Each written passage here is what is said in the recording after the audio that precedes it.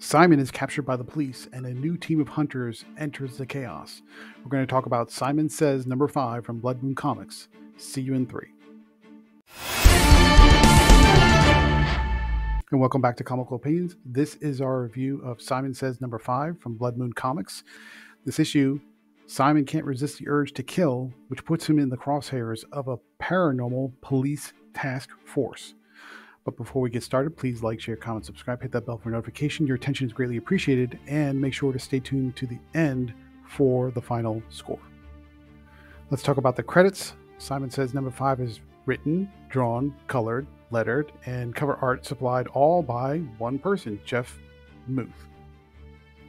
Just for a bit of recap, in Symon Sayz number 4, Symon was coming to terms with the fact that Kali had awakened the Cain gene within him, and so now his powers are growing and manifesting in strange and bizarre ways.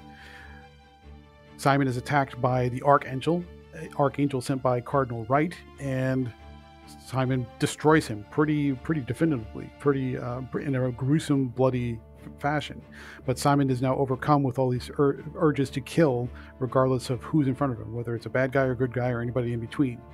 And so now he and Kali on the run, because now they're being chased by the Cardinal's army of archangels and bounty hunters and all kinds of supernatural spirits, because they want to capture Symon to use him as a spiritual weapon of sorts in this war between heaven and hell.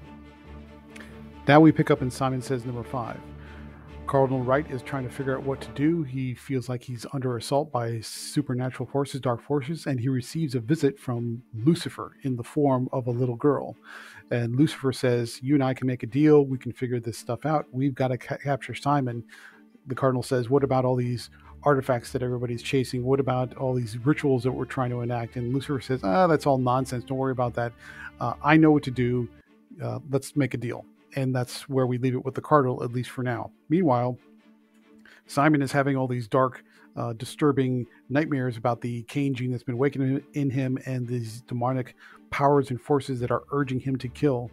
Kali says, "You got to wake up. We've got to get out of here." They're still in this back of this supermarket where they ran into some trouble against the Archangel last time, but they're surrounded by a SWAT team of police, and they get arrested, taken to prison.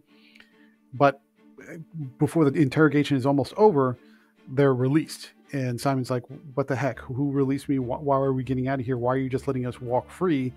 Meaning him and Kali. And all the police can say is there is some higher force or some higher up level of executive legislation or some kind of individual, some higher, greater power that says, set them free. And so they get out of there, they flee.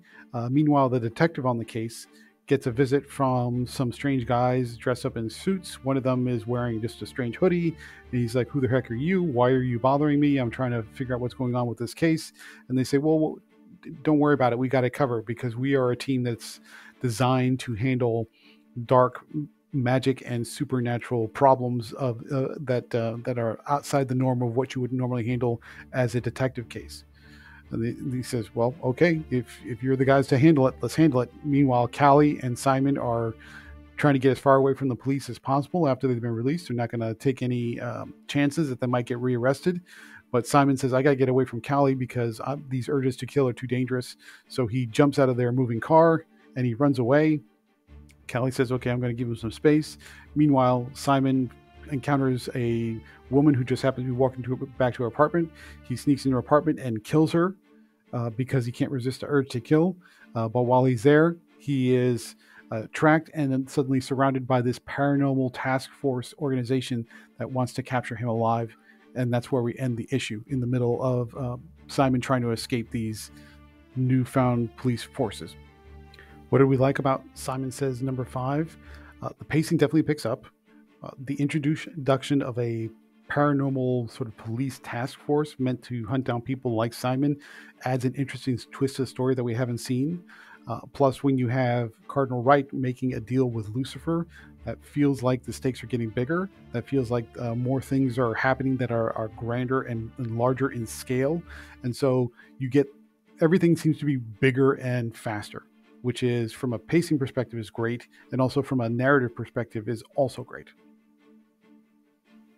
What didn't we like about Symon Sayz #5?